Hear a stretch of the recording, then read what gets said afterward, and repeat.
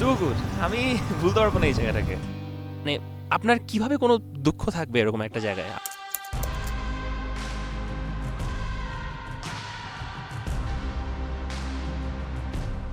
তো এটা হচ্ছে আরু ভ্যালি অ্যান্ড এটা হচ্ছে মাহমুদ আব্বাস।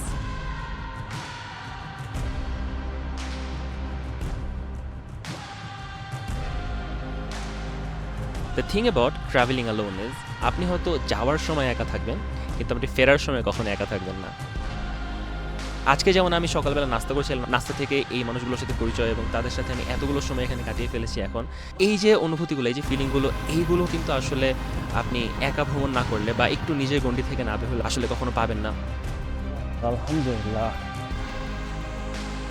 কাল এরকমই কোনো অদ্ভুত সুন্দর জায়গা থেকে দেখা হবে আবারও আপনাদের সাথে। টিল দেন, আল্লাহ হাফিজ।